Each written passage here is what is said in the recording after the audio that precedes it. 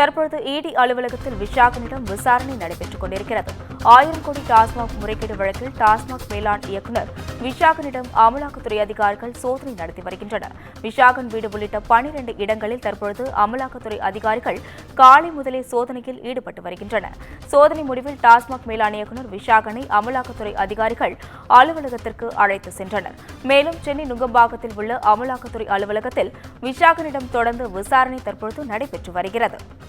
விஷாகன் வீடு உள்ளிட்ட 12 இடங்களில் அமலாக்கத்துறை அதிகாரிகள் காலை முதலே சோதனையில் ஈடுபட்டு வருகின்றனர்.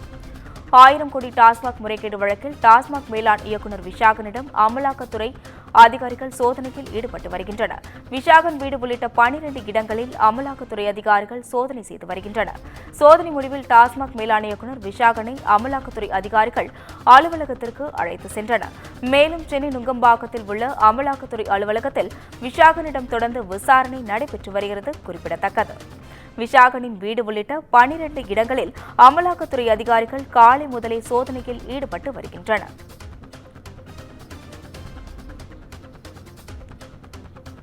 விஷாகனின் வீடு உள்ளிட்ட 12 இடங்களில் அமலாக்கத்துறை அதிகாரிகள் காலை முதல் சோதனையில் ஈடுபட்டு வருகின்றனர். இதுகுறித்து கூடுதல் விவரங்களை வழங்க செய்தியாளர் சுப்பிரமணியன் இணைப்பில் உள்ளார். வணக்கம் சுப்பிரமணியன், தற்பொழுது இடி அலுவலகத்தில் விஷாகனிடம் விசாரணை நடைபெற்று வருகிறது. அது குறித்து உங்க விவரங்களை பகிரலாம். டாஸ்மாகில் 1000 கோடி முறைகேடு செய்யப்பட்ட வழக்கு தொடர்பாக அமலாக்கத்துறை அதிகாரிகள் விசாரணை மேற்கொண்டு வருகிறார்கள். இன்று 12 இடங்களில் அமலாக்கத்துறை அதிகாரிகள் சென்னை முழுவதும் சோதனை மேற்கொண்டு வருகிறார்கள். குறிப்பாக டாஸ்மாகுடைய மேலாண் இயக்குநராக இருக்கக்கூடிய விஷாகனுடைய வீட்டில் இந்த சோதனை என்பது நடத்தப்பட்டு வருகிறது. இதற்கிடையில் விஷாகனை விசாரணைக்காக அமலாக்கத்துறை அதிகாரிகள் சென்னை நுங்கம்பாக்கத்தில் இருக்கக்கூடிய அமலாக்கத்துறை அலுவலகத்திற்கு அழைத்து வந்திருக்கிறார்கள்.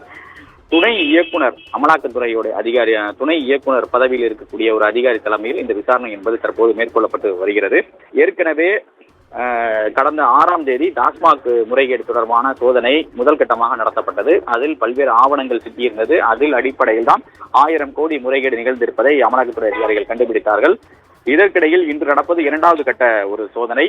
ஏற்கனவே கைப்பற்றப்பட்ட ஆவணத்தின் அடிப்படையில் 2 முறை விஷாகனுக்கு சம்மன் அனுப்பப்பட்டிருந்தது. ஆனால் அந்த சம்மனின் அடிப்படையில் அவர் விசாரணைக்கு ஆஜராகவில்லை.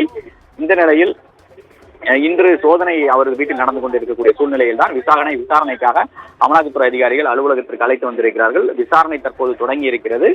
அவருடைய வாக்குமூலம் பதிவு செய்யக்கூடிய நடவடிக்கை என்பது மேற்கொள்ளப்பட்டு வருவதாக தெரிகிறது.